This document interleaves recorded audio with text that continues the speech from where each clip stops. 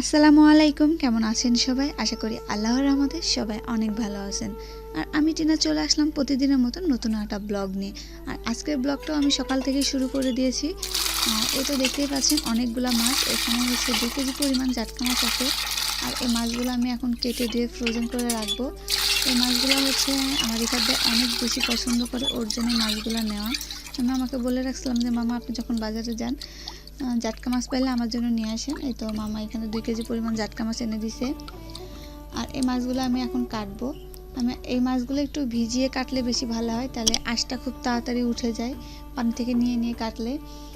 এই তো মাছগুলো আমি কেটে ধুয়ে পানি ঝরিয়ে নিয়েছি, এটা আমি এখন ফ্রোজেন করে রাখবো। আর এই মাছগুলো যে আমি আমার রিফাত ভাইয়ের জন্য নিয়েছি, রিফাত ভাই অনেক পছন্দ করে, এই জন্য ওর জন্য আর কি রেডি করে রাখতেছি। ও যখন আসে, আসলে ও তো সবসময় আসে না, অনেক দিন পর পর আসে, আসে 1.5-2 মাস পর পর। ওই তখন এই জন্য ও আসলে যেন কোনো ঝামেলা না হয়, আমি ও আসার আগে আর কি সব কিছু গুছিয়ে রাখি যে রান্না করতে যেন আমার ঝামেলা নয়। যেহেতু একদিনের জন্য আসে, বৃহস্পতিবারে আসে, শুক্রবার থাকে, শনিবারে চলে যায়, মানে হাতে শুধু একটা দিন সময়।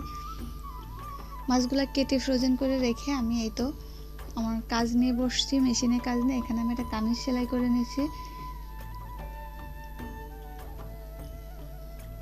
আর আমার আজকের এই ভিডিওটা যদি আপনাদের ভালো লাগে তাহলে প্লিজ আমার চ্যানেলটিতে সাবস্ক্রাইব করবেন, লাইক, শেয়ার, কমেন্ট, আর পাশে থাকা ছোট্ট বেল বাটন অন করে দিবেন।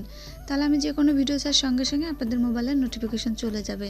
আর যারা অলরেডি সাবস্ক্রাইব করে দিয়েছেন তাদেরকে অনেক ধন্যবাদ। আর যারা আমার এই ভিডিওটা ফেসবুক পেজ থেকে দেখছেন, প্লিজ আমার ফেসবুক পেজটাকে ফলো দিয়ে রাখবেন। আর সবাইকে বলছি যে যেখান থেকে ভিডিওটা দেখেন না কেন, ভিডিও দেখার শুরুতে একটা লাইক দিয়ে ভিডিওটা দেখা শুরু করবেন। আর এই তো আমার কামিজটা সেলাই করা প্রায় শেষের দিকেই।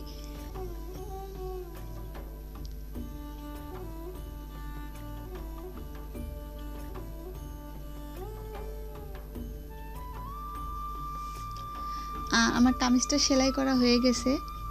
আর এখানে হচ্ছে কামিজটা সেলাই করা হয়েছে বোটনেক গলা দিয়ে, আর হচ্ছে হাতাটা হচ্ছে মাইক হাতা দিয়ে। আর যে কোনো কাজ করার পরে অনেক ভালো লাগে, কারণ কাজটা কমপ্লিট করলে আমার হাতে কিছু টাকা আসে। বর তো সবসময় দেয়, তারপরে নিজের কিছু মানে নিজের উপার্জন করার জিনিসের অন্যরকম একটা শান্তি, মানে বলে বোঝাতে পারবো না, অন্যরকম একটা ভালো লাগা হয় আর কি।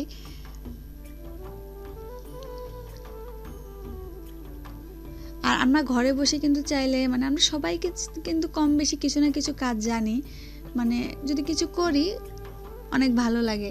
আর এটা কি আপনারা কি চেনেন? এটা হচ্ছে নারকেলের ফুপড়া, নারকেল ভাঙা হয়েছিল, এর মধ্যে আর কি নারকেলের ফুপড়া হয়েছে। আমাদের এলাকায় আর কি নারকেলের ফুপড়া বলে। এটা এখন কেটে নিচ্ছি। আর আমার মাহি হচ্ছে নারকেলের পানি, ডাবের পানি, তারপর নারকেলের ফুপড়া, তারপরে তাল গাছের যে তালের আটি, মানে তাল হয়, সেই তালের আঠিটা কিন্তু মাটিতে রেখে দিলে গাছ হয়, সেই গাছের মধ্যেও কিন্তু এরকম ফুপড়া হয়। সেই ফুপড়াগুলো খেতেও কিন্তু অনেক মজা লাগে, মানে এটার টেস্ট আর ওইটার টেস্ট অনেকটা একই। যাই হোক, আমার আজকের ভিডিওটা আর বেশি বড় করব না। আজকের ভিডিওটা যদি আপনাদের ভালো লাগে, আবারও বলছি আমার চ্যানেলটাতে সাবস্ক্রাইব করবেন। আল্লাহ হাফেজ।